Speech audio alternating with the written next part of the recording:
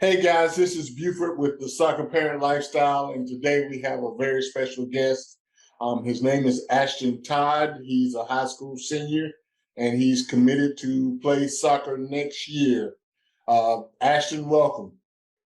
Well, thank you. All right. Well, first off, where did you commit to play soccer?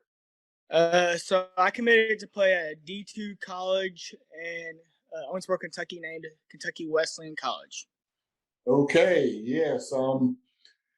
Now, what what took you to Kentucky Wesleyan? What was it about it that attracted you there? So personally, I was never one of those guys. Like, while I'm a UK fan, I was never one of those people who wanted to go to like a UK for college. I wanted something smaller where I could get to know my professors, get to know a lot of the people around me, and just have a know people, just knowing people. That's what down to me. And then academically, I feel like I could be more successful at a smaller college because I can, if say I'm late on an assignment, I can call my professor and be like, "I'll get it right to you. Work with me," and stuff like that. Okay, good reasons. All And right. plus it is close to home too, so that helps too. Yes. Now being a 22 commit, you guys had big struggles during your sophomore and junior years due to COVID. Maybe not playing, not being able to visit schools. How did you overcome that, or did that present any problems for you? Uh, so personally, I mean, it did affect me some. Well, I had a lot of my connections before I did that because I've been going to camp since I was, let's say, sixth or seventh or eighth grade, we'll say. So I got myself into ID camps earlier. I was always the youngest one. I always wanted to challenge myself st- to show progression to these coaches over the years. So I kind of had my foot in the door there, but I had some accolade stuff come up. Like I went over to Europe for soccer for over a summer and played in San Marino for a tournament, and that kind of helped me out with the recruitment process around here. So Okay. How was the competition in Europe? You mentioned you went over there. What was it? Was it higher than here? Or? it it was definitely higher. Now I was one of the oldest on the team at the time, so it was challenging. We played one of Ronaldo's old clubs. It wasn't a sporting club, but it was one before we went to there. And so we played Portugal, we played Spain, and we played uh, Belgium. So and an Italy team. Okay. And what was the biggest difference in their style of play than you see over here? Well, you do see a lot of physicality over here, but like Belgium, they were one of the most physical teams I've ever played. But there's a lot of like movement, like their movement off the ball is so good. And I mean, passing and showing, like there's always an option for them. Gotcha. So we got a little bit of catching up to do, is what you're saying. Oh yeah, we got a little bit, but I don't. I think I have some courage for it. So that's the easiest way to say. That's good to hear. Now you mentioned something that caught my ear. That you started early, going to ID camps. How soon did you start contacting coaches? So while I didn't start necessarily contacting them until, let's say, freshman, middle freshman, early sophomore, give or take, I did. A lot of the coaches remembered me from these camps. Because what I would do is I would go to like Louisville or UK's ID camps, which always have like lower D3 schools and lower D2 schools, and I would go and introduce myself to these coaches. I'd make them know that who I am. I'd personally just give them a little bit to remember me by. Okay, good advice.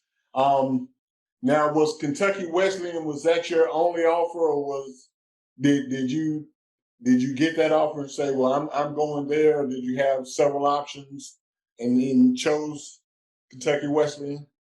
I did have a couple offers. Wesleyan was always one of my number ones from the get go. Either way, so it just helped out with it. But this I played on this U23 team called Legends over the summer, and a couple of coaches from there are local, And so they started showing a little bit of interest in me from there. So that kind of helped me get some more offers. But Kentucky Wesleyan was always one of my number one options I wanted to go to. Okay, well, it's always nice when you can get that right fit. No, yeah. Okay.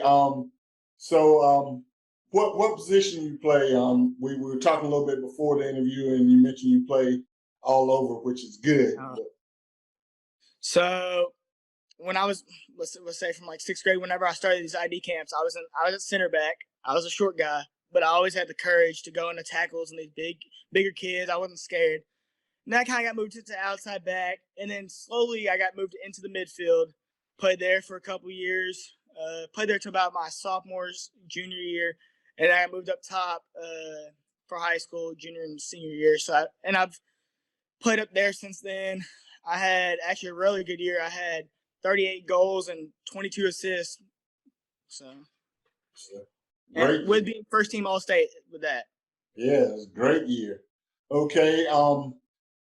Have you and your future coach talked about where you'll play there? We've talked a little bit. It's nothing set because they have a lot of seniors coming back, so there's nothing set to that. But he's looking to hopefully play me in the midfield somewhere again. So that's where I like playing personally. Well, I have had some good years at striker. I personally like being on the ball. I like being able to help out with the team. I like being able to play defense. So. Yes, like being in the middle of everything. Yeah, I like being. I guess the easiest way to say I like being the engine of the team if I can be on the team. Yeah.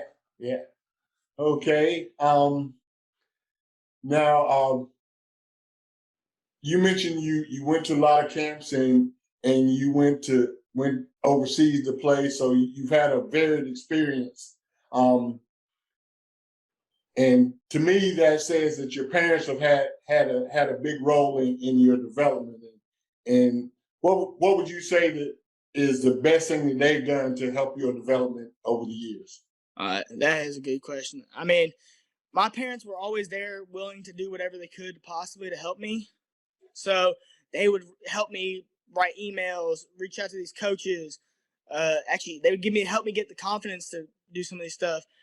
And so whenever I was younger, let's say back in 7th grade, I was so timid. I didn't want to go talk to these coaches. But my dad would always come up to me and was like, "You need to talk to him. You need to talk to him. This is your future right here." And so slowly it started happening where I was able to talk to him. So they've done a lot for me personally. So. All right. Well, final question.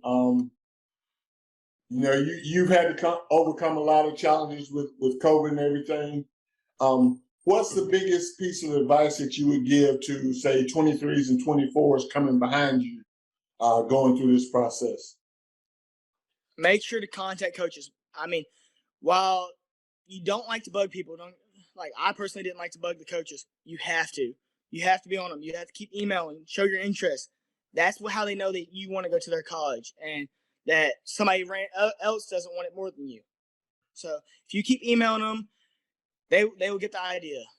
And make sure to send film while you do it too. All right. Well, that is some great advice. And Ashton, I know you got a lot of things to do and better things to do than sit around talking to me. No, this is fun. I enjoy this. I'm going to let you go, but congratulations on going to the next level. We'll be following you. Probably won't ever see your games in person, but I can catch them online. Good luck to you, and hopefully maybe one day we'll get to talk to you soon if you hadn't gotten too big for the little people. I'm always down to talk. Just let me know. All right. Well, you have a good evening, and congratulations again. Thank you. You too. All right.